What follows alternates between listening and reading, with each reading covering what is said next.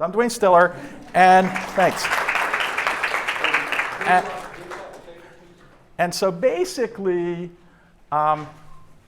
you can visit my website at woolbright.net, look at the kind of projects we do. I'll tell you about them. You can read about all the crazy things that I'm thinking about at my blog, woolbright.blog. And sometimes there's talks like this that are posted there. And if you have any questions that we don't get to today, or you're working on a project one day, or you have the greatest idea since sliced bread to start some great real estate investment, this is how you find me. Okay? It's really easy to find me. I'm really slow at getting back on things, but this is a good way to find me.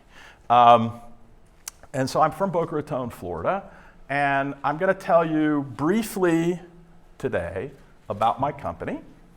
And then I'm going to teach a class for you on a method of real estate investing that's on order of like, how would you, if you were Queen's Gambit, how are you going to win the chess tournament? Or if you're going to go to the casino, how are you going to beat the dealers at blackjack, right? I want to teach you something that I don't think you're going to see in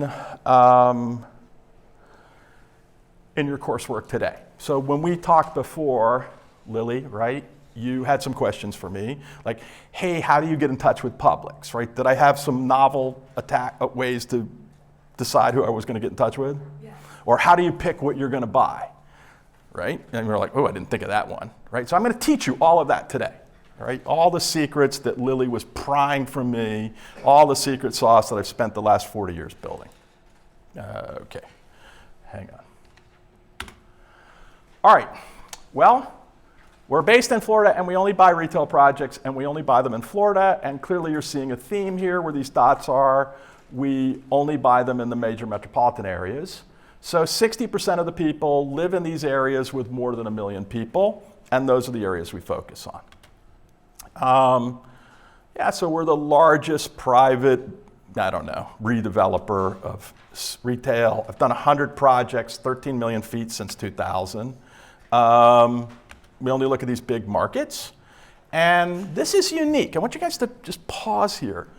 We are focused on value add, and that's just a secret code word in the private equity world for things that make a high return for the amount of investment, right? So when you're playing the value add game, you're going for projects that you buy for $10 and you want to sell them a few years later for $14. We used in the group before I got here, we said, if we could buy a stock today and sell it 2 years later, where would we really show all our friends on our Robinhood app how smart we were? I think if you bought something for $10 and sold it for $14, you'd look like a stock investing genius, because you would have done 2 or 3 times better than the stock market on average, right?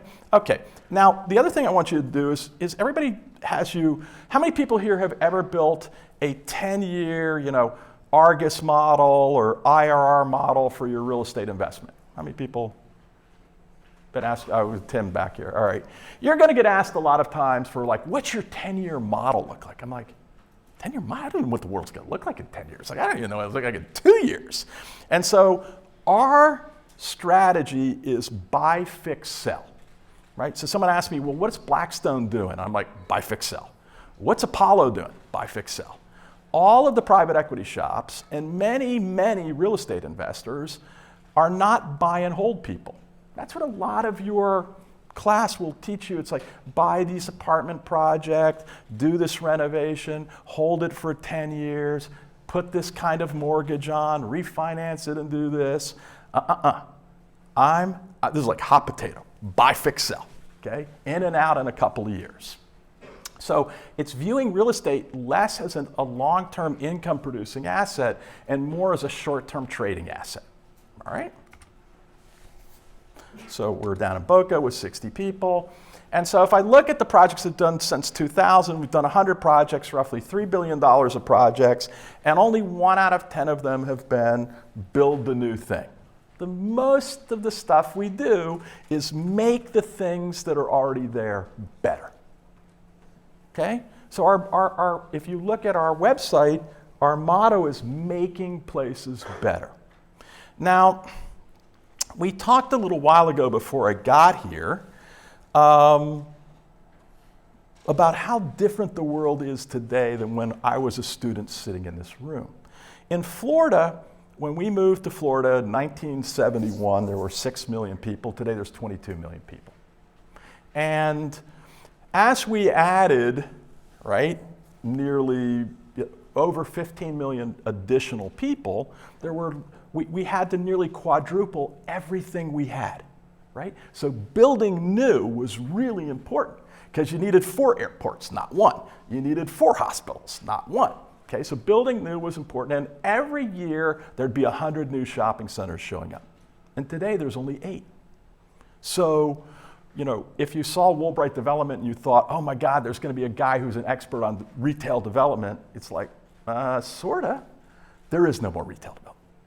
Not for the foreseeable future. In fact, so retail, you can think of it as 10% is the malls, and 90% is the shopping center that you can jump out of your car and run in and get your Starbucks coffee, your haircut, your Publix, your Home Depot, open air strip centers. That's 90% of the space. Now, the malls sell 80% clothing and accessories. Obviously, there's only 8% sold in the strip centers of clothing and accessories, and the malls are suffering. Many of the publicly traded companies that own malls have declared bankruptcy. They're really struggling. Florida has 60 malls. In the last 20 years, there was 1 built. Do not get into the mall business. That is a business that is dying. It's still part of retail. Probabilistically, many people think that in the next 10 to 15 years, we will demolish half the malls. Now, the good news is the bottom half of the 10%, right, is only about 3% of the space. And you could imagine getting rid of 3% of the space and repurposing it across the other 97% of the space that's already there. And it wouldn't be too hard to do that. It wouldn't be super disruptive to do that over a 10 to 15 year period of time. The malls are probably going away because that just became the not optimal way to distribute the clothing and accessories to the consumer that was in the area. Now, we're not getting rid of malls altogether. We're going to keep the best half. We're going to get rid of the bottom half. Well, Duane, are we going to get rid of other things? Yeah, we might get rid of half the movie theaters. I don't know. Could we get rid of half the gyms? All do Peloton in our house? Well, we're not moving in that direction, but we might get rid of the movie theaters. We might not. I mean, people have been, since the advent of blockbuster video rental, people have been saying it's only a matter of time before all the movie theaters are gone. What I do know is in 1990, if you took the 10 best retailers in the United States and compared them to the 10 best retailers in the US today, only 3 of them from that 1990 are still on the list. Walmart, Target, and Kroger. All the other people on the top 10 list today, like Amazon, Home Depot, Costco, they all showed at Walgreens, CVS, they're all new to the list in the last 30 years. Now, the bad news is I can't tell you who's coming off the list in the next 30 years. And I can't tell you who the new people are. That's up to you to discover as you go through your careers. But I will assure you that roughly every 15 years, half the people in the top 10 list are gone. Somebody else is there. They may have merged, they may have done something. In fact, that's what's going to happen to the S&P 500. Every 15 years, the half-life of the S&P 500, it halves, according to Jeffrey West from the Santa Fe Institute, a really good physicist. He studied this, and this is just the process of creative destruction, okay? No, it's not a new artillery weapon. Creative destruction is an economic term where we keep making things better by getting rid of stuff like H.H. Craig or Sports Authority or Circuit City and clearing the way for the next thing, okay? And the next thing collectively always makes us better off. The next question before I tell you what I did the last time I was sitting in your chair, because my goal was to go make $1 million, and how that didn't go so well for me, and what I learned from that. Question, how many of you think in your lifetime that you will drive a flying car? 1, 2, 3, 4, 5. So, I mean, I don't think, had I asked 30 years ago, hey, how many of you think you'll be in a car that could totally, get you from your office to your house without you intervening in anything? We're really bad at a couple of things. We're really bad at seeing what happens 30 years, so some 10 plus years into the future, and we're really bad at guessing what happens in the near term. We overguess near-term stuff is going to happen, and we way underguess the stuff that's likely to happen in the next 30 years. Well, I study engineering at Cornell. I'm studying big data when big data definitely isn't cool. Okay, I'm in this operations research engineering.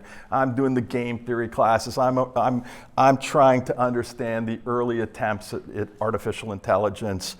They were horrible. There was nothing. Okay, like you were just, and really what I was doing was just organizing lots and lots of data. And what I was looking to do was effectively find out some area where I could go into the casino and win against the other players. And my dad calls me and says, hey, I'm building these 3 public centers, one in Jacksonville, one in Orlando, one in Tampa. He knew that when I was 18, I got my real estate license. When I was 19, I got my broker's license. When I was 23, I got my GC license. And he's like, I've got this job for you. You're 24. I need you to be the project manager for these 3 new Publixes. They're going to cost $50 million. We're going to sell them for $60 million. We're going to make, X% profit. Out of that $10 million of profit, I'm going to give you 10%. Okay, $1 million. I'm like, yes. The 3 Publix leases are all signed. I'm getting ready, and I get my leasing hat on, my construction coordinator hat on. I'm willing to mow the grass. I'm going to do anything I have to be a millionaire by the time I'm 25. Now, the first thing I did, being a big data guy, was I went out and I started to map out where all the projects were around my dad's projects. And not only the projects that were there, but the ones that had signs coming soon. And we were around the time of the S&L crisis. And in 1987, 1988, and 1989, the supply of shopping centers in Florida grew each year by the developers that were able to get 100% construction financing.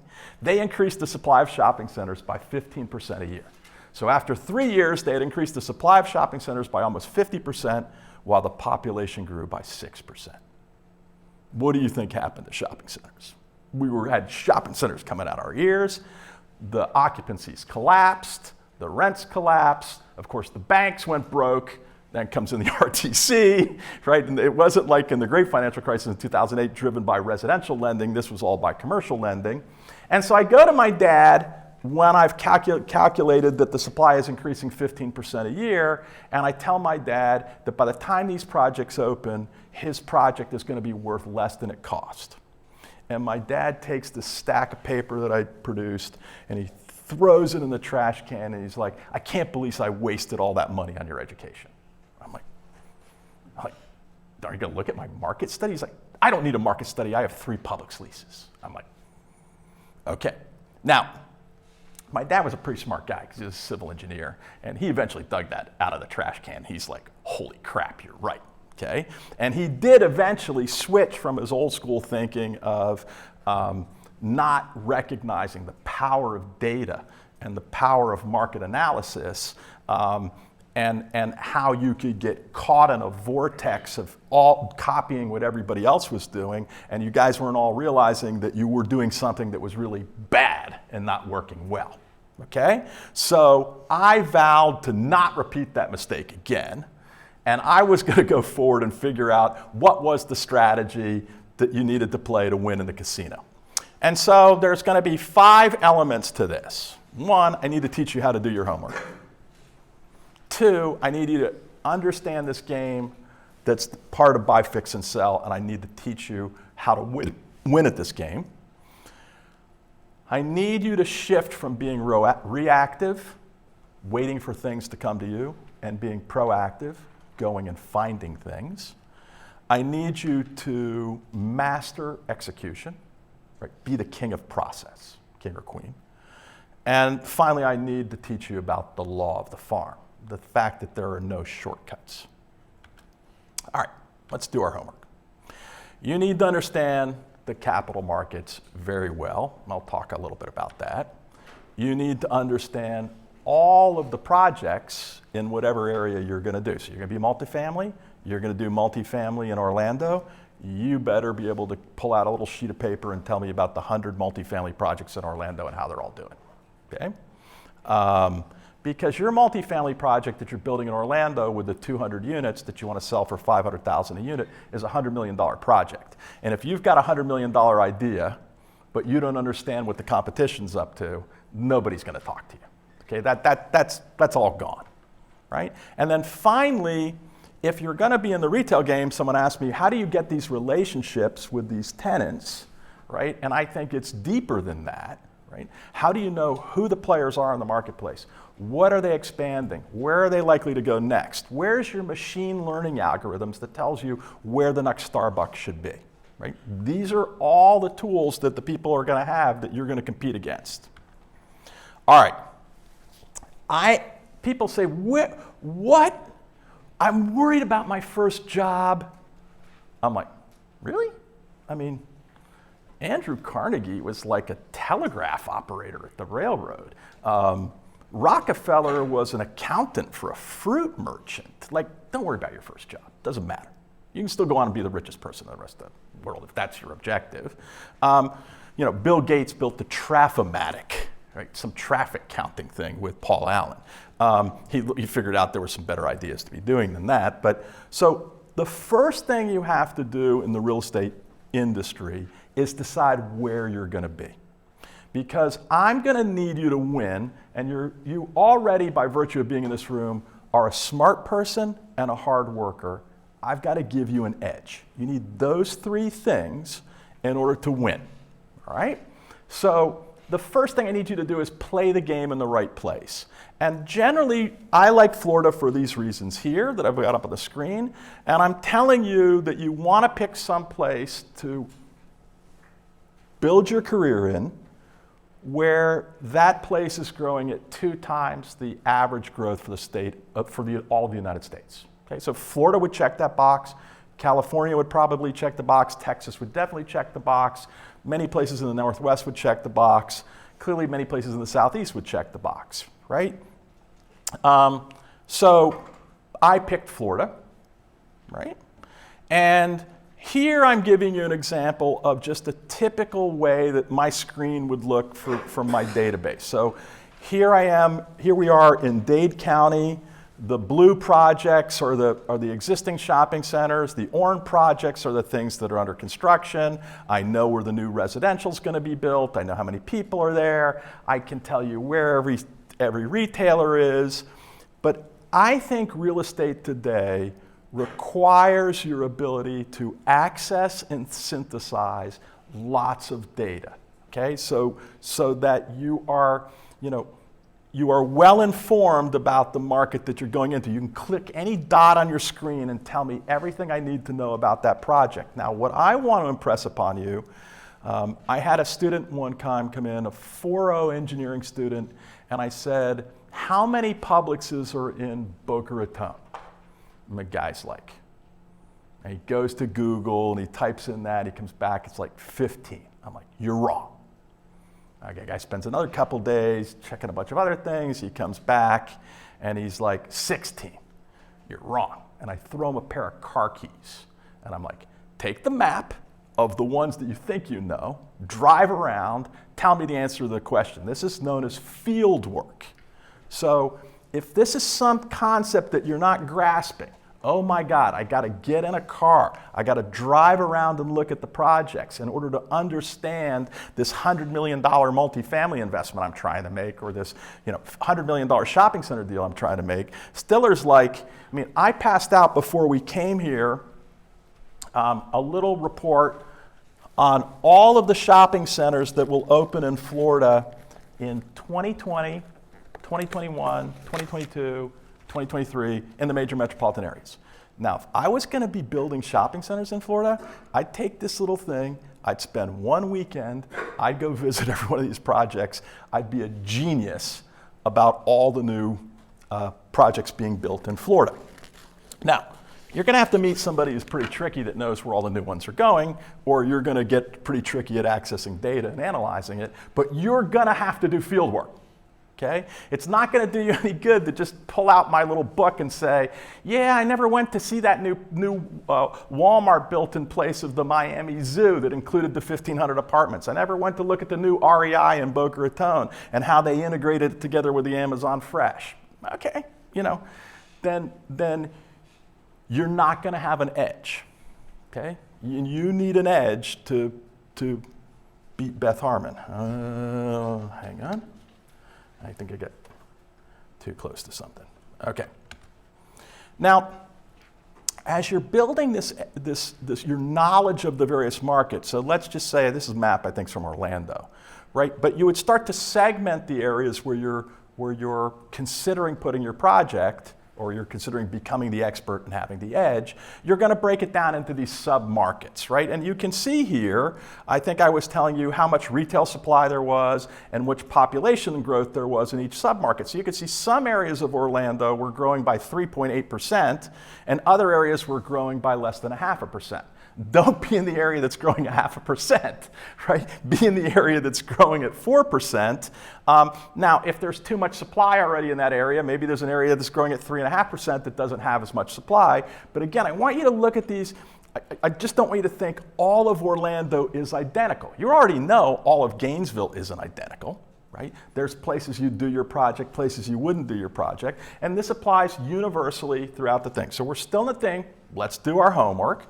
Now, maybe you're going to rent to Publix. Okay, well, it turns out Publix doesn't pay the same amount. A Publix center, so once they have the Publix center doesn't all get the same rent. Some areas of the city their properties are getting higher prices, even though it's the same tenant in the shopping center, Publix, for the ice cream shop than other areas. So this is also going to affect your strategies. You need to, well, Duane, how am I going to know what everybody charges for rent?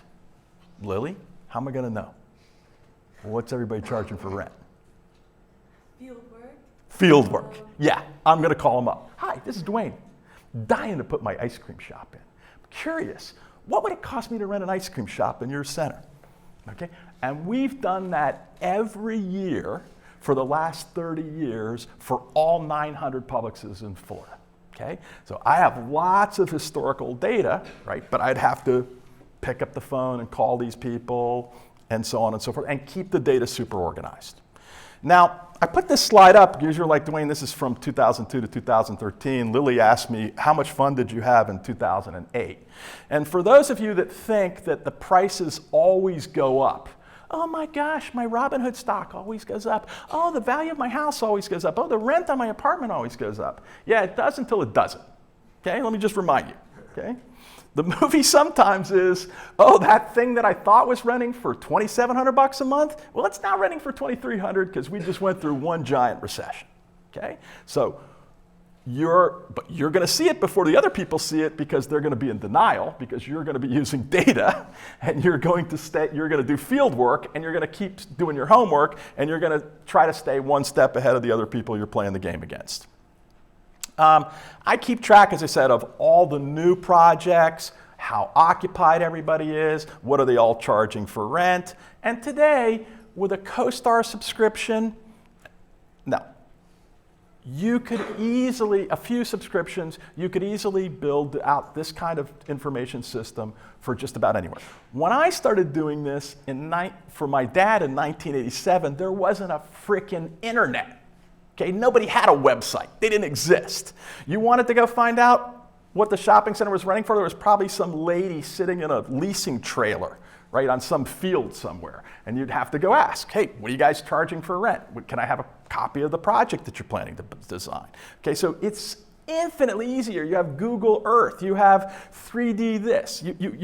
There's no excuse for not being as good of a chess player as Beth Harmon because you got all these chess playing Stockfish and AlphaZero out here to help you guys with the data. You still have to interpret it, you still have to read it, right? And I put this slide up to show you, again, there's that spike of overbuilding Well, I saw that coming because I was studying what was happening on the projects. Eventually, everybody else got it coming when the banks weren't going to make any more loans, okay? When all those empty shopping centers had opened, right? You need to see it coming, and since it takes a year or two to open a shopping center from the time it starts, you'll always be able to guess a little bit at what the market conditions are able to look like a year or two from now if you're keeping track of what the new supply is in the area where you're trying to make 1 million, 10 million, whatever number you're trying to make when you leave this program playing the real estate game, right? You're going to need access to data. Now you'll notice at the end of the chart, starting in around 2010, as we start to begin to understand e-commerce, right? And we're starting to move out of the Great Recession, right? I will tell you, the construction of new shopping centers more or less stops, right? And we know that in part the retailers figured out, Publix with its 900 stores in Florida figured out how to start delivering stuff and using the space that they already had more efficiently. So even though during COVID their sales increased by 20%, they didn't have to increase their real estate footprint almost at all, right? So they started to use the back door to move some products out and the front door to move other products out. And that's going to let the retailers, over the next 15 years, operate in Florida without building almost any new stores, but just reimagining the networks that they have by using the existing space, okay? Now, that's why you still can go out and retail and make a lot of money because we're going to lose some retailers, and there's going to be some new people like Amazon Fresh and Sprouts and whatever. There's constantly this creative destruction going on, and you're going to create better places without building on the cow pasture. You're going to reimagine the spaces that are already there. Okay. Now I need you to figure out how to win at this game I'm going to tell you about. And that is creating value, right? So we're going to buy this center for $10, we're going to sell it for $14. And one of the first things that you have to know is what is that go, no go threshold, right? So we were debating in the room before I got here, gosh, if we bought a $10 stock, what should we sell it for? And one person threw out, well, $11.50. We should sell it 2 years from now for that. And I'm like, that'd be okay. That would be the average that the S&P 500 did. It would be, right, it'd be up at 15%, be up 7% a year. It might be okay, right? And I'm telling you, nope, I'm moving you all into buy, fix, sell. There's no competing with the S&P 500 index. You're going to be value add players. You're going to be high alpha generators. You're going to be the people that Goldman Sachs and Blackstone and Principal Insurance chase down. And in part, you've set your sights on, I'm only buying stocks for $10 and selling them for 14, and I'm going to get my project done from start to finish in a little over 2 years. Okay, whatever I'm going to do that magic trick. So I want you to start to figure out who's going to be on your team. I want you to be robust in your planning. So let's go to my redevelopment game. Here, everybody's seen this. This is an open air center. Nothing crazy here. Lily asked me, all right, how are we going to change this thing from being worth $10 to $14? I'm like, good question. Well, actually, Lily asked the question a little differently. She said, all right, there's 2,000 shopping centers in Florida. How do you decide which ones to buy? Because I really want to know how to get the $10 opportunities that can become $14. And I'm guessing that not all $2,000 have that opportunity, all 2,000 centers. And she was right. So I kind of have this Tinder kind of app, right? There's all the 2,000 centers. Then I got some filter that I put on it. And magically, I end up with 100 good ideas. Okay? Well, the easiest way to grow, so if we're going to have the value in the future be 1.4 times the starting value, we all know that the income of the property is directly proportionate to the value of the property, right? We can take the income of the property, divide it by the cap rate, we get the value. If the income goes up, the value goes up proportionately. All right, well, the easiest way to manufacture income out of air is to take something that produces no income and turn it into income. Take a vacant space, fill it up. So probably we're going to want to find the shopping centers that have higher than normal the amount of vacant space, but we're going to make our project look like the average performers that are in the immediate area, right? So we're going to pull the rock off the spring. Our project's going to magically be just as good as the other good ones around us, and we're going to do that. We're going to see that later in the course, how we're going to pull that magic trick off, but we're going to fill that. Now the next thing we're going to do is we're going to build buildings in the parking lot, right? Like a drive-through Starbucks, a Chick-fil-A. If we can squeeze more buildings into our project because we meet all the parking codes, we're going to expand the living daylights out of this project. So obviously the parking lot isn't producing any rent because we don't charge for parking in Florida, right? But if you can engineer ways to expand the shopping center by adding the Starbucks or the drive-through or the Bank of America branch, or I think we put this new building in and added a drive-through, but then you would be expanding it. Now, one other thing that's happening today, so I worked on buying a shopping center this week in Miami for $35 million. And the shopping center was the size of that Bell's department store at the end. And I got some bad news. I found out on my way here, I was really heartbroken, that $35 million offer I made had been a little bit beaten out by an $85 million offer. I'm like, okay, you don't just bid on a house for hey, I'll buy that for $350 and the house goes for $850. Not when you buy houses every day of the week, okay? I'm like, what the heck? Well, the new thing that's happening to retail projects is that they're knocking down the Bell's department store. Let's just say the Bell's department store used its last option. It had 2 years to go. You're not going to renew the Bell's because you're going to put 300 apartments there.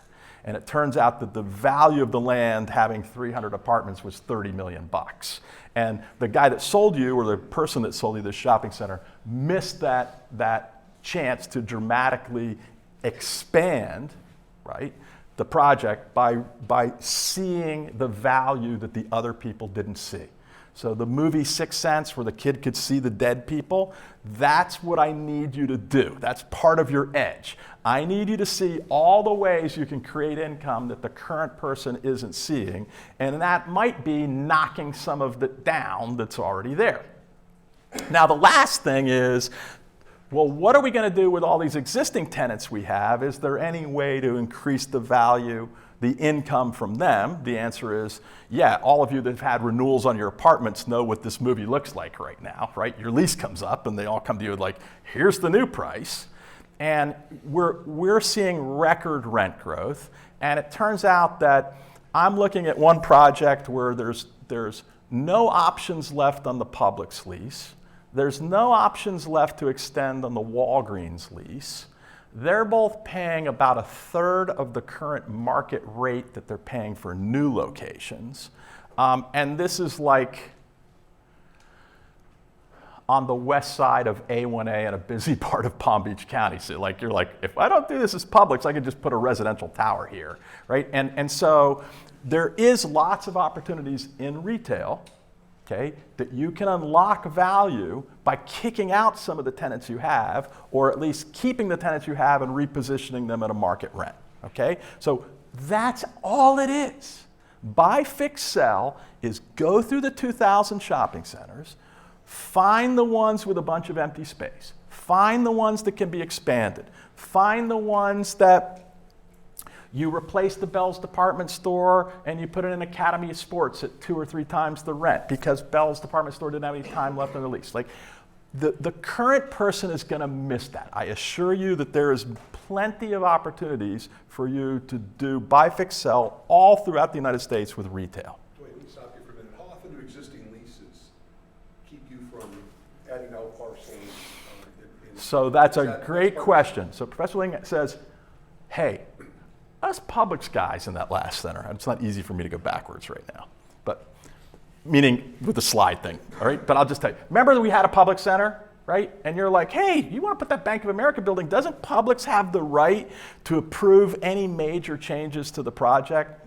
He's pointing that out. I'm like, they do. What about the other guys? We didn't give it to any of the other guys, but the Publix guys insisted on it way back when. All right, so we have a little cheat sheet of prices. We're like, one bank branch, hand Publix a check for $1 million.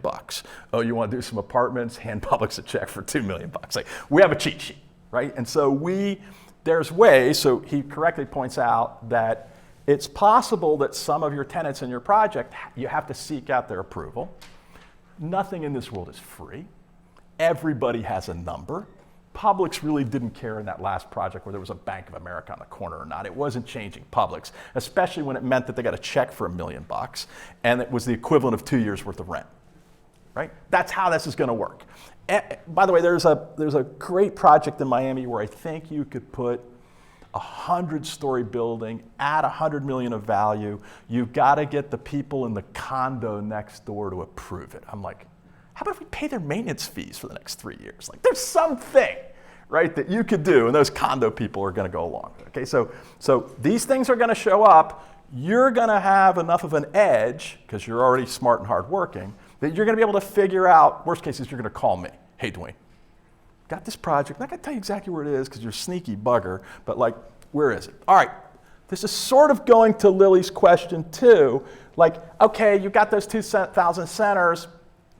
The average vacancy is 10%, right? But we talked about the fact that over half of them, the median was 95%. So what was pulling down the average, right, was in the bottom quartile, there was a bunch of horrible performers. Okay? Imagine in this class here, I don't know, I'm not going to ask you to raise your hand, who's in the bottom quartile? Okay. Right. If you're in the bottom quartile, we've got a special training program that includes a $10,000 a week incentive, and we're going to move you to the top half of the class. Okay? Anybody want to sign up for that? Like, of course. That's what buy, fix, sell is. I'm going to take you from the bottom quartile. Now, I can't take every student in the bottom quartile here. There's some of you that aren't showing up to lecture. You're in the bottom quartile. You're not doing your homework. Okay? You're not doing any of the field work. But we're going to put you through this Dave Goggins, hard-ass, training program, and you are going to end up in the top half of the class. Okay? And that's what we've done to the last 100 projects we bought. We bought them from the bottom quartile. Now, here was the thing. The project that was doing junky was surrounded by 3 kids that had all A's. I'm like, okay, there's nothing wrong with being on the left side of the road or the right side of the road. We can fix this project and make it as good as the projects that were around it, right? So that would be part of my filter, right? In my little Tinder app. It's like, okay, I need the 100 really good ideas. It's got to be somebody that's not doing so good surrounded by ones that are doing really good, all right? And probabilistically, it's the rock on the spring. I pull the rock off, the spring wants to go right back, okay? So these projects, because fixing 100, like it wasn't like we have some super secret way of filling projects and getting Publix to go along with stuff, okay? This is what it is, though. All of the existing centers don't perform equally well. There's inequality. There is a bottom quartile, okay? And it's the land of opportunity. There's a bottom quartile in apartments. There's a bottom quartile in office buildings. There's a bottom quartile in the storage facilities, right? That is going to be your easiest way to play the buy, fix, sell game, to go in for 10 bucks and out for 14. Right? But you want to be in something where all the fundamentals are great, the operator didn't know what they were doing. And now you come in because you're hardworking and smart and have an edge, and you bring in the thing that transforms what's already there. You make the place better. Okay.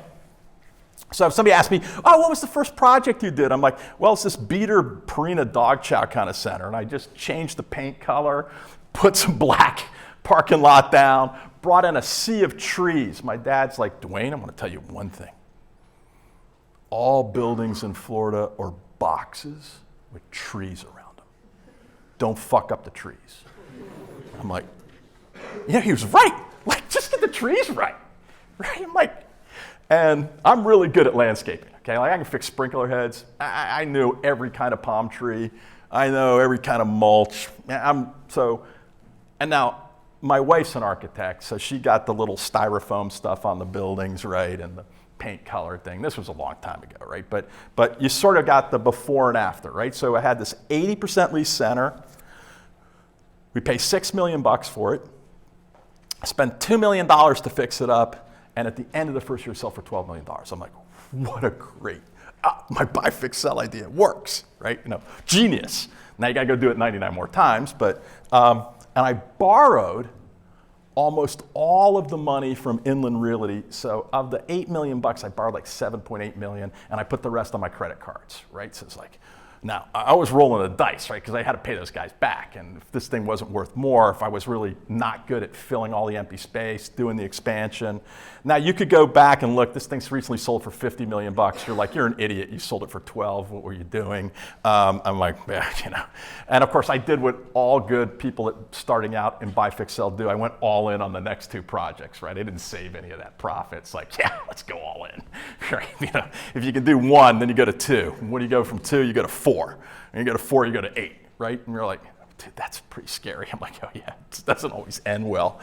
We'll get to that part later. So the question that came up in our discussion before we got here was, well, where would I get the $8 million? Wrong question.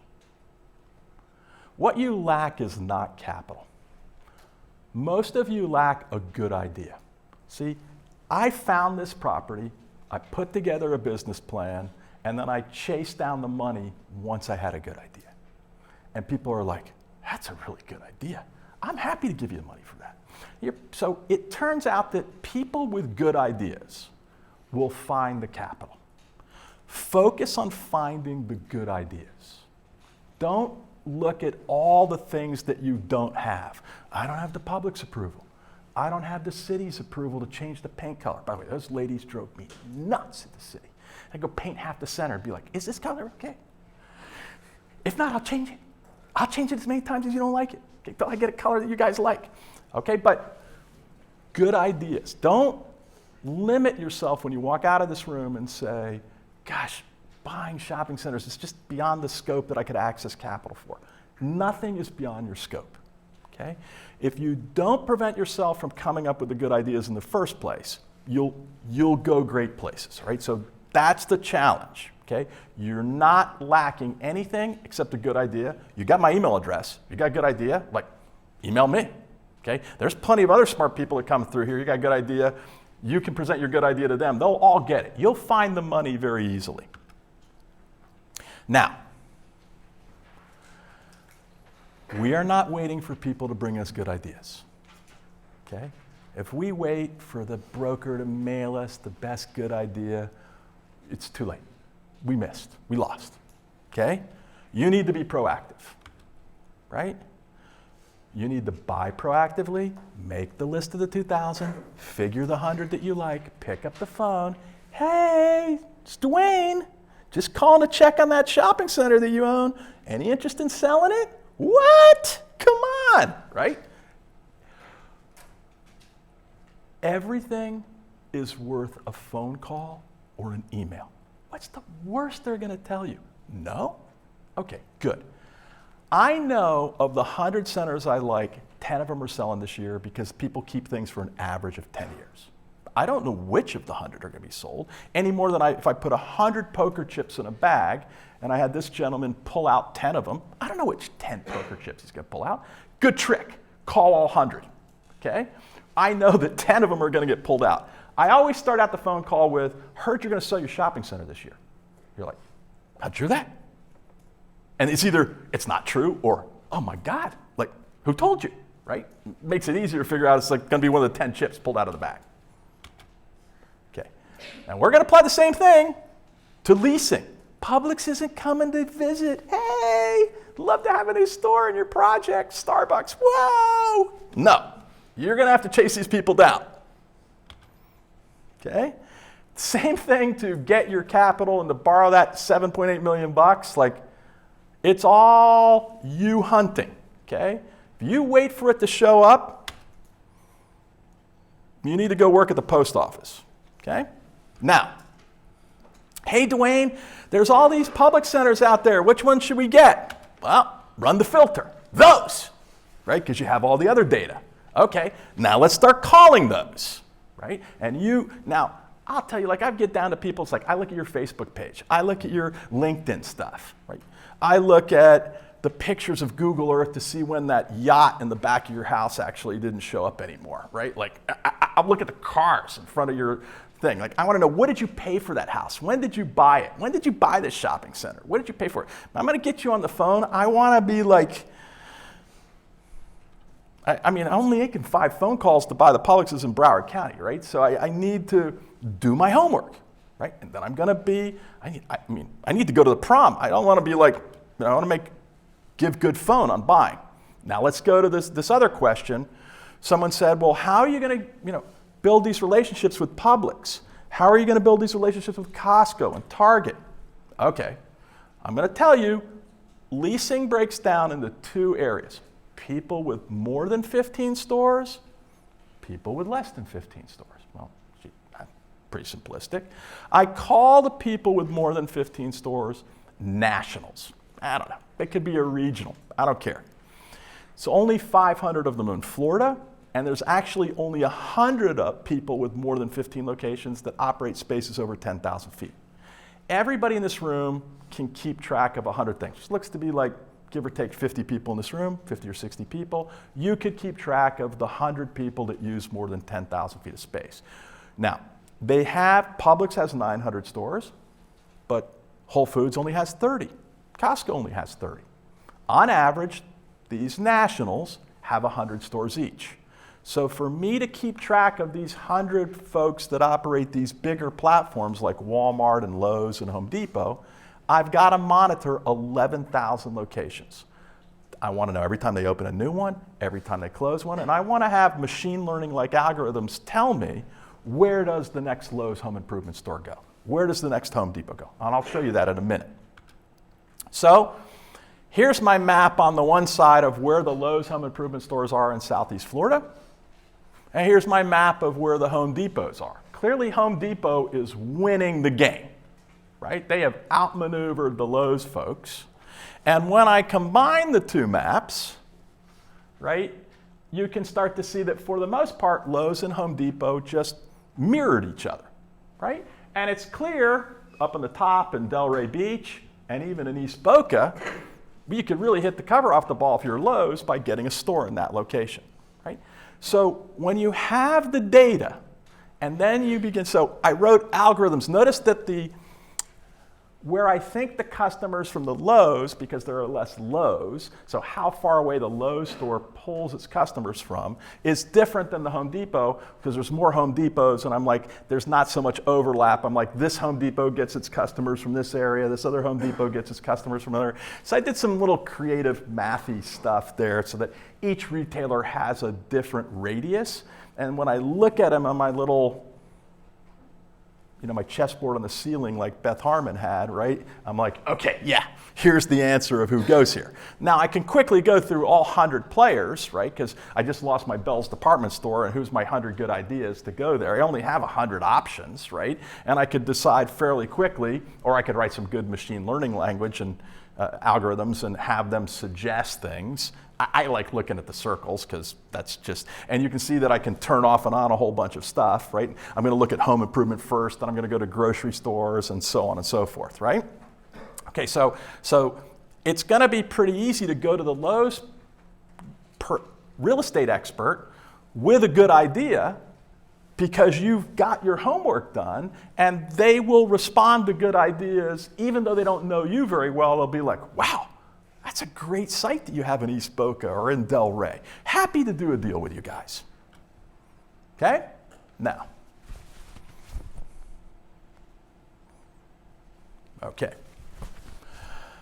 So just giving you an example, some retailers open a lot, some retailers only open 1, like Whole Foods opens 1 every year, right? All your little data collection things are going to be telling you who's hot, who's not. That's clearly where you're going to be spending your networking time, right? And it turns out that if you took the people that were in the smaller spaces than 10,000 feet, the Starbucks, the Five Guys Burgers, the Shake Shacks, you'd only have 400 people to worry about there. All the banks that are doing business in Florida, you got 30 of them, right? Like, it's not too hard if you want to be an expert on any piece, right, to build out the databases and figure out where they're going. And you might be like, oh, come on, help us out. How would you figure out every time Starbucks opened a store or closed a store? Maybe you want to throw out an idea?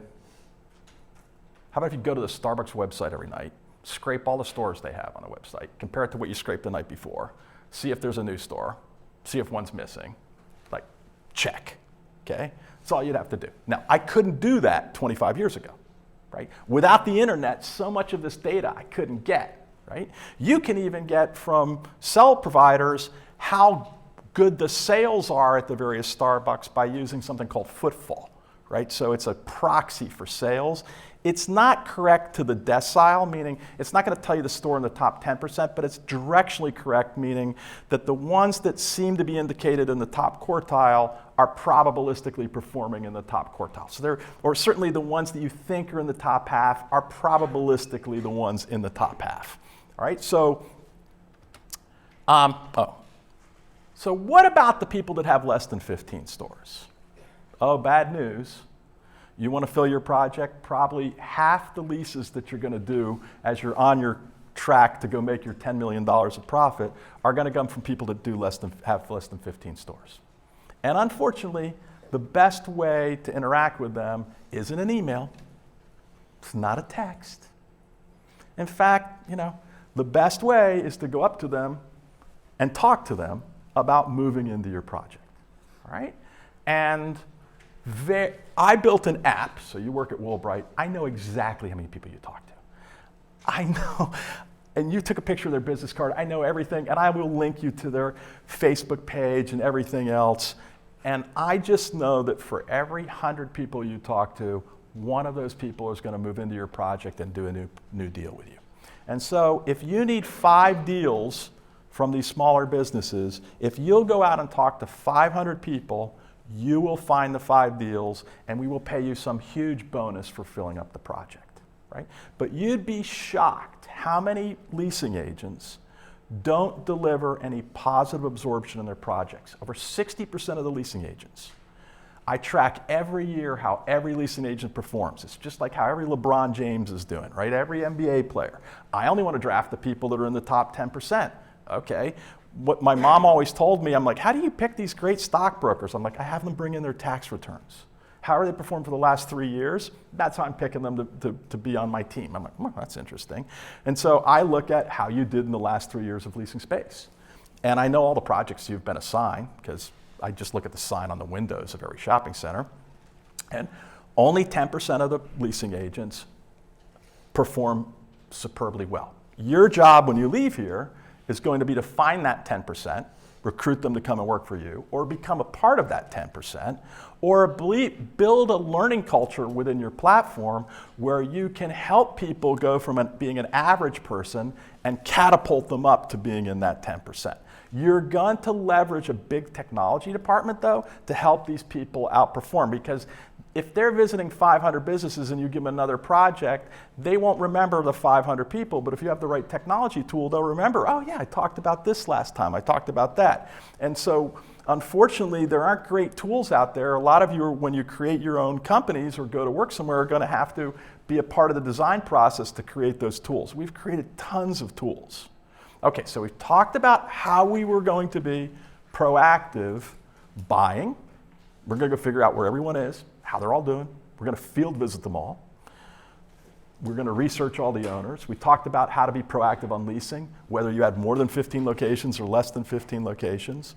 And now I need you to focus on all the processes on your platform. Everything from how do I get the building permit, how do I get the architects to finish the plans for Starbucks, how do I get rents collected on time, whatever the processes are, how do I get leasing agents to visit small business owners at the rate of something like 100 a month, right? I need you to spend a lot of time on your culture, right? You want to create an environment where people are encouraging each other, where you've got lifetime learners.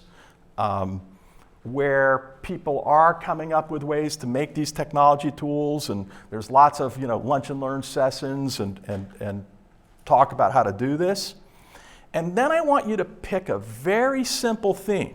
So it doesn't have to be retail, but I think I showed you today that I picked a pretty simple theme. Find the retail projects in the bottom quartile that were next to ones that were in the top half of the class, and go in there and figure out how to acquire them and transform them to make that place better. That's a very simple theme, right? We're going to talk about it 1 hour today. I gave you the whole thing. Whatever you decide to do, whether it's creating apartments, it's creating warehouses, it's creating adult living facilities, whatever it's going to be, I want you to be able to, in just a few sentences, describe to me how you've got an edge, what your strategy is.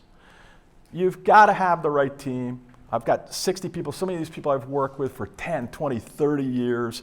And from time to time, you'll promote people past their skill set, right? You gotta be careful about that. Sometimes you got people doing something that really isn't a good fit for them. They need to be in another spot doing something else. This is gonna probably be the hardest part of mastering the execution, is getting the right people on your team and getting them to do the right things, right? And then lastly, I can't emphasize enough, was we talked about GPT-3, we talked about AlphaZero, we talked about apps to track the canvassing, we talked about gathering the CoStar data, scraping the Starbucks websites. Like, you're gonna have to leverage technology way beyond what my Tesla Model S can do on getting me to the office, right? If you wanna win in real estate in the next 30 years, everything from how you generate electricity on the roof using your solar panels to the apps you're using for your strategy are going to be driven by technology. We're almost done. We're going to get to questions. So, rule of 5, law of the farm. No shortcuts. Age 12, landscaper. Remember I told you I like trees, right?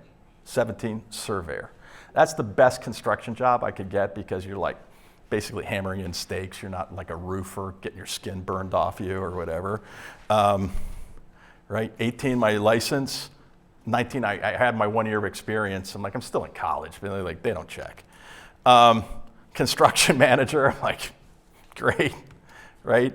I start creating, accounting packages and software, and I'm selling it off to people like Travelers Insurance, and then they hired me, right, to go run a $1 billion portfolio. I'm like, you guys know I'm only 23, right? You guys know I wear a boy's size 20 shirt. They're like, yeah, you wrote the software, like, we'll take you.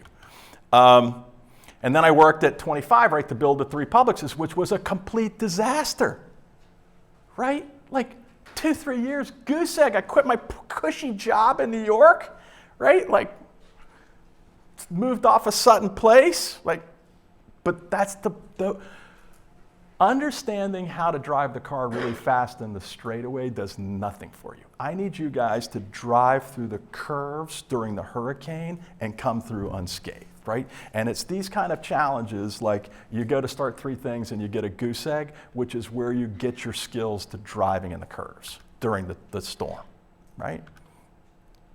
I start raising the money at 29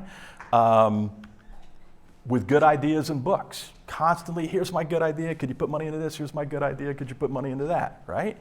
At 38, I go to buy that Purina Dog Chow Center, right?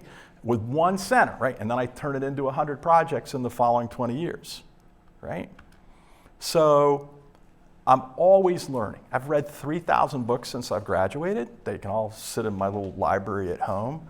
I think over the summer that I killed stuff like, I had to read like Moby Dick. Do not read Moby Dick. It's 600 pages about whaling. Like, it's not going to help you. Like, to tell you it's good. Like, no, there's better things. So I don't watch TV. I read books all the time, and I have like the craziest ways of storing all the stuff I find.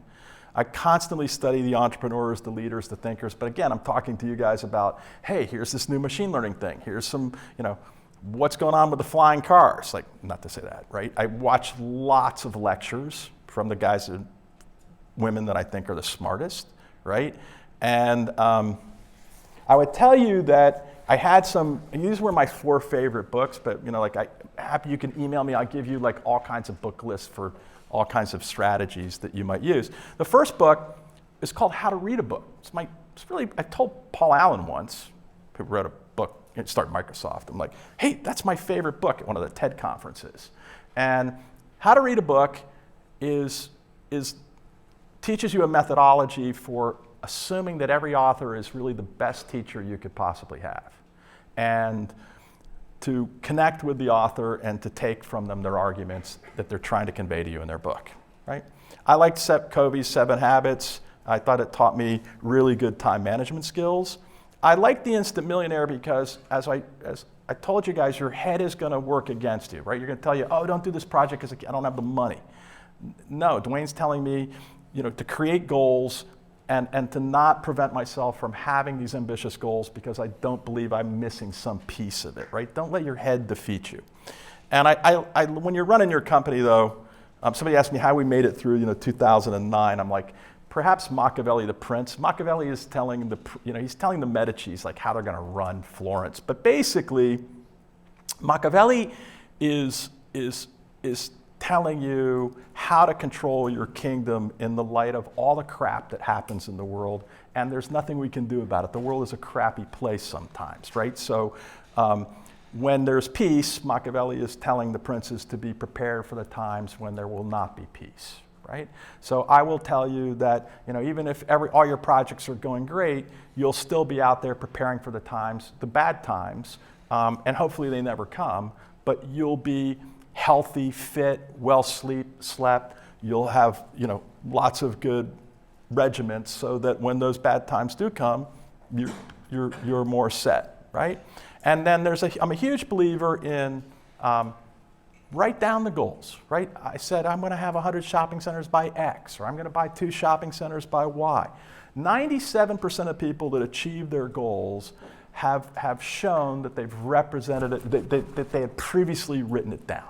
Right? So that's a winning strategy. Simple, but winning.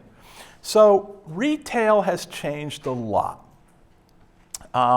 Here is Walmart, and Walmart led the transformation of the retail landscape in the United States.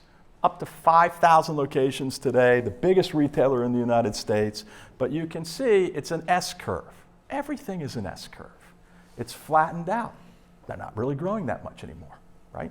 At some point we won't have a lot of new electric vehicle sales. We will have flattened out. At some point, you won't be a lot of new restaurant deliveries. We'll found the level and we'll flattened out at that level, whatever that level is. Now the red line is growing like no tomorrow. That's Amazon, right? So I have to wake up every day in a world where I can't just think like Walmart, right? I have to realize there's an Amazon out there. Now, Amazon is pivoting and saying, well, we bought Whole Foods, now let's go open up hundreds of Amazon Fresh stores, and I don't know how they'll continue to pivot, right? But whatever I could impart on you today in this lecture, things will change so fast that you will need to adapt to some new line of thinking. You'll have to be a lifetime learner. You'll have to be like Machiavelli, constantly preparing for the next battle. Right? And the Walmart Amazon is a great way to sort of get a sense of that. Now, the market does crazy things, right? Back even in 2016, Amazon was worth more than the 10 biggest retailers in the United States, right? Now, they weren't selling more, they weren't making more profits, right? But this is the crazy part of the world that we're in today. We're in a world where we used to have these old real estate guys, Trump, Sam Zell, right? You're the new future. That old approach, that's gone, okay? They're gonna do it with machine learning. They're gonna do it with deliveries. There will be flying cars. There will be new places built, but there will be a lot of converting over what you already have and making it better. And you will be part of, right, that transformation, that creative destruction that will bring upon, all this new group of retailers and service providers that aren't there today. They're coming, right? They always do. So we have lots of time for questions. so let's get at it, right? Like, here's the way I like to do questions. Yeah. You guys shoot a bunch of questions at me, right? And then I'm going to answer after we get a bunch of questions up on the board. Like, it'll be easier because you'll see. I stole this idea from John Doerr, Kleiner Perkins, the big VC guy. I told him I hijacked his idea at some TED conference. He's like, that's perfectly fine. Not a bad idea. Okay, so questions. Go ahead. Can you unpack your technology piece, either how you outsourced it or brought it in-house? Tech execution. Yes. Keep going. Next question. Off of that, I'd like to hear like what kind of data scripts and like programming you think that we should learn that would give us the biggest edge. It's it, right?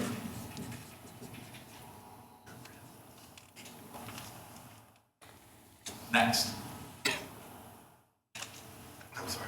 Oh, I was wondering what are some of the sources that you go to or outlets that you get from to kind of get onto the new wave or the next idea or... We're going to call that the inspiration question. Okay, perfect.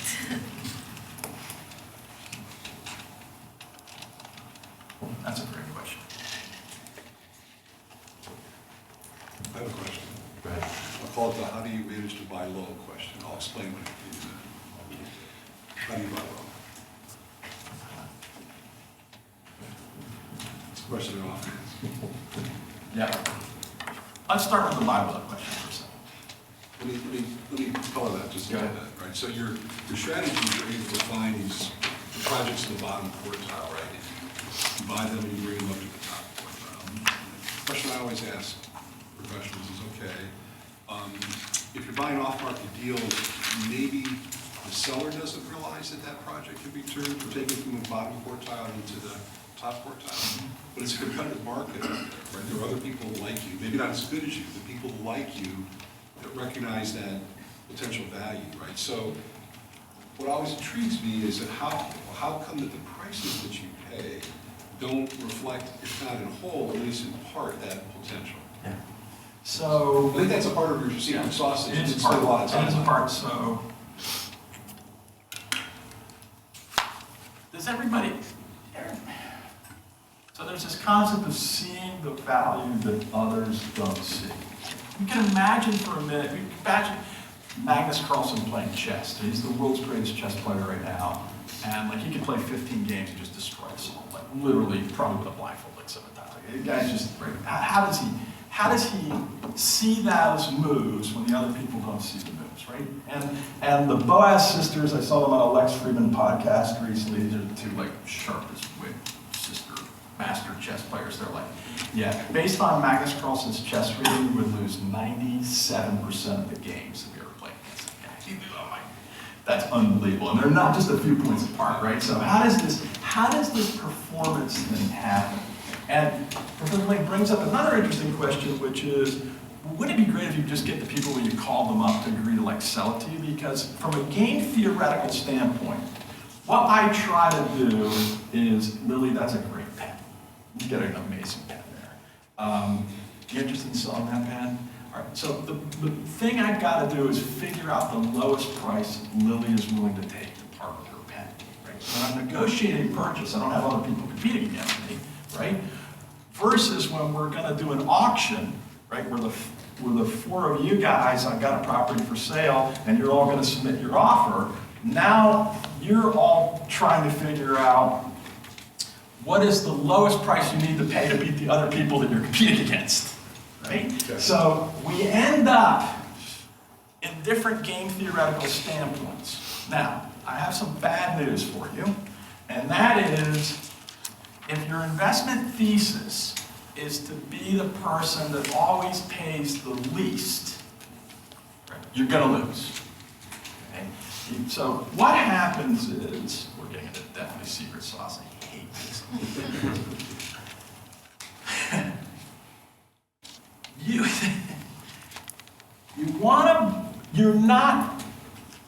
90+% of what you're going to buy is going to be marketed because the sellers are not dumb. So they're not going to negotiate the sale with you on an off-market basis. They're going to involve intermediaries. They're going to have an auction. They're going to try to get more than one offer. So you are going to have to look at this chessboard and you're going to have to figure out what's the price to pay. Because you don't want to be $5 million ahead of the next guy. You want to be $5,000 ahead of the next guy, right? So you're going to have to be pretty sneaky how to do this. And you're probably going to have some really good relationships with the broker, who is the intermediary that is carrying all these offers around. And maybe they can help you out with some guidance so that you can pay the maximum dollars to win the project. I mean, there's nothing illegal about being the highest payer. Okay? Now, you don't have to look at the playbook because all this stuff sort of skates around the thing. But remember, you're only buying and keeping the project for how long? A couple of years, right? Kimco's buying it, they're sticking in their portfolio, they're going to keep it for 20 years. You go, bro, or sister, I'll win this deal, you're going to be helping me in 2 years to sell this. You're not making one commission, you're making 2 commissions. It's really in your best interest that I win over all these other guys. Is that, you see, because you're going to make 2 commissions, not just one. Now, you're good with that? I mean, it's perfectly legitimate. So I'm not going to be able to win buying low. I'm going to have to buy high. The thing is, I don't want to buy so high because you can't have an investment strategy that says, I'm going to invest by overpaying for everything. Okay?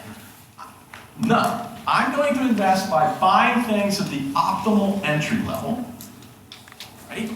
Which I wish is as low as possible, but I'm hindered by these other constraints, right? So I'm not going to be able to just figure out what's the lowest price Lily's going to part with that pen. I got to figure out what you guys are willing to pay too, and I got to take into consideration that she's going to transact. But by the same token, I got to beat you. But I don't want to. I had this one bid where I put it in where my ex-partner. Okay, I can't see it. Somebody I know bid 125, and I dropped out, and I know I was the only other bidder. I dropped out at 100. It's like, bro, you paid an extra 25 million. You could have paid 100. You could have paid 1 million more. Like, what were you thinking? But that's X. You don't talk to them anymore, right? So it's like, okay. So do we have any other questions on like how you're going to price to buy? You're going to have to be the highest payer, okay? Okay. You are not going to have a strategy that wins on, I want to underpay for everything.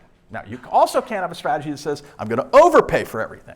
I've got to find this optimal strategy, and if I'm not winning, I'm not in the game. I need the buy to play the game. Okay, not buying doesn't work. Okay, inspiration. So Tyler Cowen, he's from the Mercatus Center. He has a really great podcast. He does he just wrote a book with I forget his co-author Gross on called Talent, right? Tyler's got to be one of the smartest dudes on the planet right now. And Tyler says, part of your inspiration is going to be helped by a mentor, right? So find these great mentors, right? You can always email me, I'll be one of your mentors, okay? Don't worry about that, right? Okay. And so Tyler likes mentors. I like mentors, but for a while, like I was paying some ungodly amount of money to go to the TED conference every year, but I paid for like the purple badge, so I could go talk to Paul Allen, and I could go see the guy, Steve Case, that started AOL, or sit next to Bill Gates and talk to like John Doerr, because and so, and it was definitely worth it where my head was at that time, because I found those people inspirational. Like I was talking to Paul Allen, he just wrote a book called The Genius Man or whatever. And I'm like, hey, here's my favorite book of all time. What's yours? His book is on the table that he just wrote. He doesn't point to it. I'm like, hell, I really don't know. I'm like, and so I found that like even some of these people that were super, like, oh, you started Microsoft. Like, how cool is that? Like, may have not been as cool as I thought. But there were other people that were like way cooler than I thought, right? That I'm like, whoa, how come I wasn't keeping track of that person? So I did that. But I think since then, I've really gotten into trying to find where those people are that I would have talked to at TED and just watch some of their lectures that I like. So for example, I like this guy, Professor Stephen Kotkin from Princeton University, who's writing a trilogy on Stalin, right? So he's written 2 of his 3 books. But he's just like this genius savant expert about Russia, and so we're thinking a little bit about Russia, whatever. So I'm like, I'll go watch some Stephen Kotkin lectures. Like that'd make me smart really fast, right? So I spend my time, and my little feed on YouTube is like the most extraordinary, people for lectures. And then Callan constantly recommends lots of books, but other people do too, right? So then I absorb, an enormous number of books, right? But like they'll come out with GPT-3, and I'll be like, oh, wow, this GPT-3 from OpenAI, and I'll sign up to be like a beta tester. I don't know enough programming anymore that I'd be really good at GPT-3, so then I kind of like pay attention to, how this, because I know how cool would it be if we could write like 3 sentences and I get a term paper out, right? Like, what a great idea. I get a whole Wikipedia article. I'm like, And I'm watching how quickly these AIs are evolving. Now, there's a book out right now by Gerd Gedsanger or whatever. And Gerd's like, well, I got some bad news for you guys when it comes to AI. And I think this is important. Common sense trumps AI. And we're really the best at common sense. So let's take your 2-year-old niece, and we only have to show her 2 or 3 instances of a school bus, and she'll get the fact that that thing going by is a school bus. Okay? We have to show a computer something like 200,000 images before we can start to hope that it recognizes an image of a school bus, okay? What is it that you all have that can see a school bus in just a few instances that the other doesn't have? But so I'm constantly sort of, so Russ Roberts, this guy that's running Shalem College out, and he's from the Hoover Institution.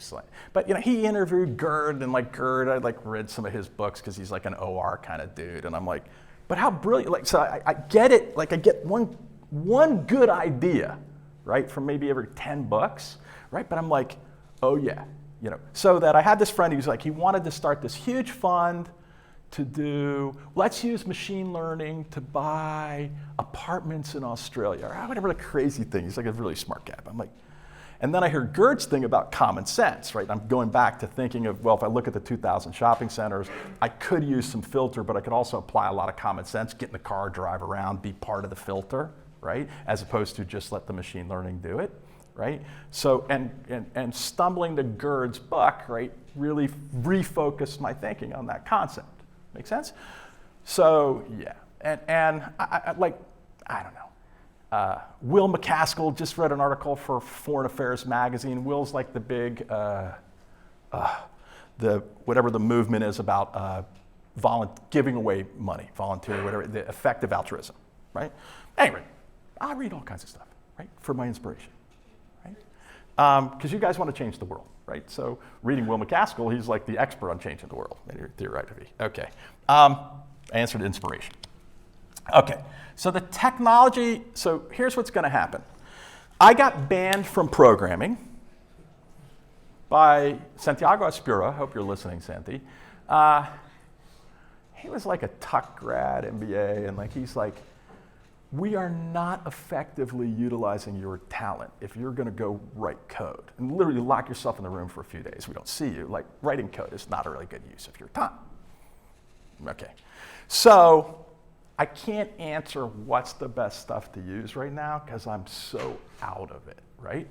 But I invest millions of dollars every year on building the best technology team. And I have some sense of like what's going on out there. So remember, let's say you're like, Duane, I could go knock on the door of these 100 retailers to do my canvassing, but I've got this chat bot and I've got all their mobile numbers. Watch what happens when I unleash my bot on them for a few days, because they won't know they're not talking to Lily, okay? And it's like, holy guacamole, Lily. Like, I can't believe all these appointments you got and this and that, and you unleashed your little AI bot on these guys, and then you unleashed it on buying, and I'm like, all right, so so I'm the guy that comes up with those ideas, right? I come in, I'm like, You guys are going to be experts on freaking bots, okay? I'm done calling all these yo-yos, okay? My bot is going to call, hi, this is Duane, like a little text from Duane, and then my bot's going to send some emails out, and like I'm not yet to where we can do the voice thing, and so I'm like, okay, you guys are going to come up with this. So you're going to hire them because you're going to build, you're not going to have to be the expert on the stuff, but you need enough exposure here while you're at the university, get as deep into the mud. My little brother, who's really good at a lot of stuff, he's like, you took machine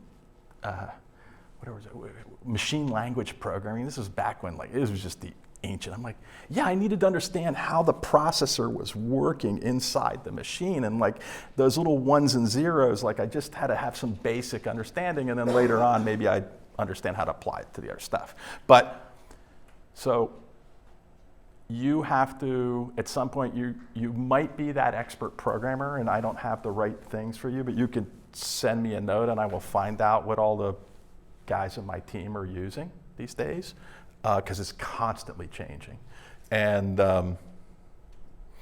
yeah, so my tech execution is all team driven. Does that make sense? And you'd have to invest a lot of money in that team, and I always felt I had the biggest research team and the biggest technology team of any sort of 60-person real estate platform, and I'm consistently believe that that's a really good investment. And all of the investors that I have, the Principal Insurance, the BlackRocks, the DRAs, like they're like, the guy just sent us a book of every property being built. The guy just did an analysis of what Bed Baths and Beyonds are going to close and which ones are going to stay open. Nobody within our platform turns out this kind of analytics, and so it's easy to attract the capital when you have analytics that everybody wants today, right? But very few people have built the team out that can deliver on that. And how did you start sourcing? Did you just I wrote it all initially. I wrote it all. I started out, I wrote the first accounting system that ran on a PC in 1985. Okay. Now, you should not write a general ledger, accounts payable, accounts receivable system. I was only married for 2 weeks. I didn't come out for 6 weeks, pajamas on every day. I made a bunch of money, right, from doing it. Then I wrote all the databases that tracked all the stuff. And then I kept doing that until Santiago's like, bro, you coding is not a good use of whatever. You need to be in charge of buying or leadership on the platform, right? And then I just kept getting better and better technology leaders who then got better and better team members to support that, right? That'd be, at some point you pivot from being, but I don't think Elon Musk is a great coder, so Elon Musk must have been really good at finding really good people to write, self-driving vehicle code, right? So if you can't do it, hire people that can do it for you. Okay, let's go for another round of questions. Okay, this is kind of like a devil's advocate question, but I was Yep. listening to this pod from a philosopher. I think he's one of the young, I forget his name, but he was a philosopher at Oxford. Yep. And he said the biggest 3 threats to humanity were nuclear war, a declining birth rate, and AI. By the way, they're all at Oxford, all these philosophers right now. I Yeah. just want to hear your thoughts on that, or Okay, have yep, any- existential threats, no problem. I was, God, there's so little things I can say. I have some friends that are in national security, right? And based at different embassies, and I'm like, every time these friends are in different places, things blow up, right? So I started thinking a lot about existential threats, so we'll come back to that. Go ahead. What is the secret? How did you learn the best tactics of negotiation? Oh, great. Negotiation tactics. Go ahead, sir. What is your approach to risk taking? Sorry? What is your approach to risk taking? Okay. Yep. And then with how much data that you have and that you collect, how do you decide what is useful data and what's not useful data? Let's start with the data to keep, right? So we talked a little bit a while ago, there's these 500 companies with more than 15 locations. They've got 50,000 locations. And it turns out that someone like Starbucks will actually not do the real estate decision making in-house, but they'll outsource it to a broker. And so But the broker for Starbucks for Orlando is different than the one for Tampa, which is different than the one for South Florida. And so trying to keep track of all of the various people to present this stuff to, right, is a hard problem. Okay? And these gatekeepers are constantly changing. They're not leaving the industry. Usually they're like shifting who they're representing. And I have struggled with this forever, this problem, literally spending hundreds of thousands of dollars a year just trying to keep track of who these guys are. And I wanted to then unleash the bots on them. It's like, are you still doing Starbucks for Orlando? Are you like, you know, sort of thing. And then I'm like, screw it. We're not keeping track of that anymore. There's a database out there called Retail Lease Track that's 85% accurate, good enough for getting in the direction of finding the Starbucks person. If I dig a little deeper, if it's the 15% that's off, it'll be okay, right? So you're constantly going back and saying, I'm doing this thing, I've been doing this hard thing for 10 years, should I still be doing this thing, or am I wasting my time, okay? So I think I've answered your question, right? You'll constantly, there's something that you're doing today that you're like, I'll never not do this. That 5 years from now, there might be a way better way to do it and you're not doing it anymore, okay? You constantly have to get the team back and be like, what things are we doing that we shouldn't be doing, okay? And that's hard because you've already made the thing. Negotiation tactic was David Cassoy. So David Cassoy, I believe he's retired now. He was the guy that mentored me from 1993 after the S&L crisis until 2000. He's a Canadian investor, lived in Palm Beach, absolute lunatic and impossible person to work with. He didn't color in the lines. He did everything, but he was the best negotiator. He'd be like, okay, before you go hard on this deal, before your deposit becomes non-refundable, make this move, make that move. You know, so right now, for example, you have the Fed raising rates. You've got this deal under contract. The book says, sort of like the card in the blackjack table, you retrade on the price, right? Because everybody's panicking right now. Okay, so the negotiating tactics. So I learned all of those from Cassoy. So you need a mentor who, in a certain period of time, will guide you through that because there's no good book to read, literally. And it's like learning to kiss. Like, you got to go kiss, okay? Like, it's just, there's not a movie on like kissing and then to come out and they're like, oh man, he's the best kisser in the whole world, okay? Like, you got to learn it, do it, keep shaping. It's really tricky, but I had the great mentor, and so even though I didn't make a lot of money in that 7 years, I really learned how to negotiate like no tomorrow.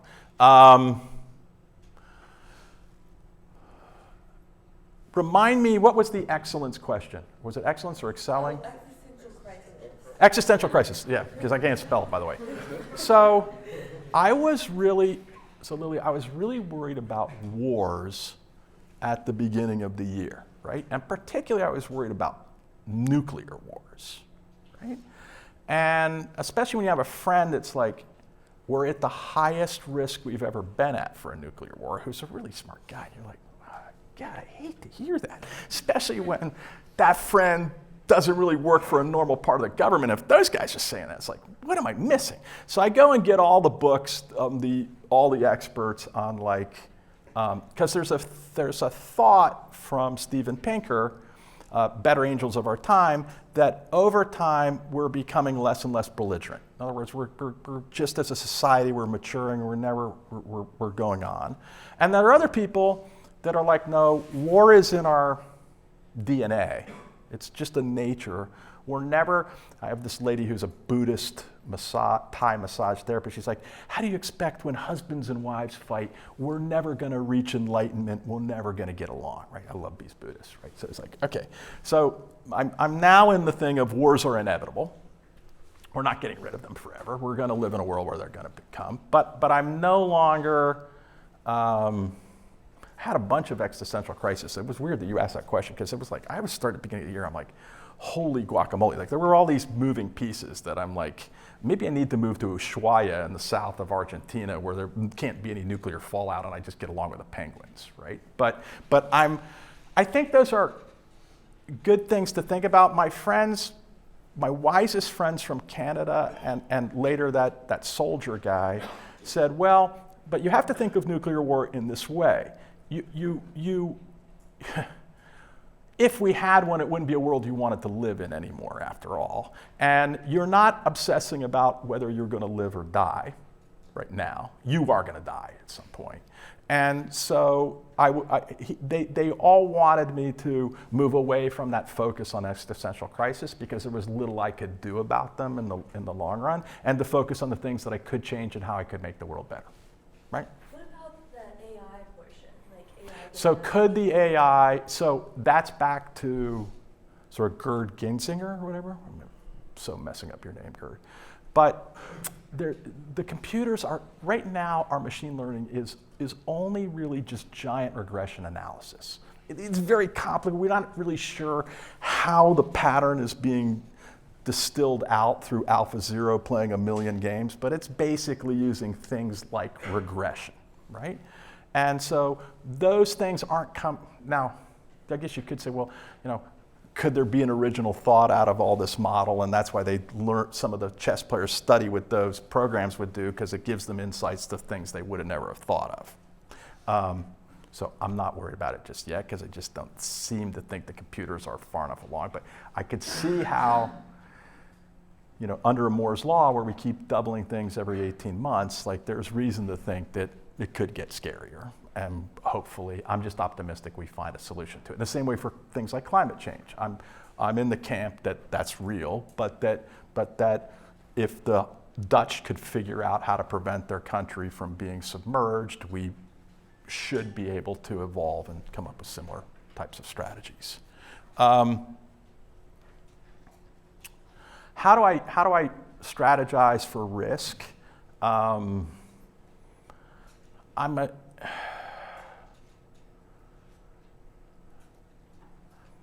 Probably not well enough. Like, there's all kinds of risks you would have. Are you going to guarantee this loan? Not guarantee this loan? How long are you going to stay in this project? Are you going to sell in this moment? Maybe this is a bad time to sell. I think, just like optimizing the price that Professor Ling brought up, it's something you've got to keep working on all the time, right? So I have one risk strategy today. I think I'm going to try to get better and better at it to mitigate my losses going forward and to optimize my profits. Okay, what time is it? I think we're about there. Got one last question. One last question? All right, yes. You get the last question. You get the last word. Your timeline, you had the Coral, I think it was the Coral Palms project at 38, but you started raising private equity at 32. What was your pitch at 32 without an asset? Right, so the pitch was, that's a good thing. So the pitch was, we're in the middle of the S&L crisis. I had been made a court-appointed receiver because the banks had so many foreclosures that they had to have an independent party helping the judge collect the rents and do all kinds of stuff. Through the relationships I had with some of the banks, because my dad got out, believe it or not, at a point where he could pay them back, even though he didn't make any profit. And I concluded that Florida was going to keep growing, and yet these properties were selling for 1/3 of what they cost to build. The banks were willing to clear them off their books for 1/3. And I said to myself, no one will build a new project, because you got to be able to sell it for the cost to build it, at least, plus $1, right? You need to make a profit. Until all these projects that are being sold for 1/3 are cleared out. And I think Florida's going to keep growing. And while we're in the middle of this crisis, I think it's too short-term thinking to not imagine that if you could buy a whole bunch of stuff at 1/3 of the price, that you could probably sell it later for what it cost to build in the first place, and maybe even then some. So the banks gave me, actually Travelers Insurance gave me 2 public centers, and they wanted to get rid of them. And I said, I'll take them both. And I'm like, so I did some little contract with them, because otherwise they'd be like, and it wouldn't have happened if I didn't have the relationship with the guy that was selling, because I worked there, and I'm like, hey, help me out, it'd be my first project, and I've got these. And as I was the court-appointed receiver, I got to meet all the different people that were trying to buy distressed properties. And so then I'm like, okay, these 2 dudes over here are likely to be looking for some, and they'd be willing to take me on as the young protege that would turn them around for them. But my pitch was, hey, gang, I know everything that's cracked. This is the list. If you back me on these two projects, you get not only my ability to turn this project around, but you get my system for beating the dealer, right? And they went with that. I stayed with that guy and learned how to negotiate, right, from 1993 to about 2000. And then I went out on my own to start raising the money but I went back to the people that I had built the relationships over in those prior 7 years when I was working for somebody else, right? We talked about that beforehand, how you would get out there. Well, thanks everybody for your time. Thanks for having me back up here.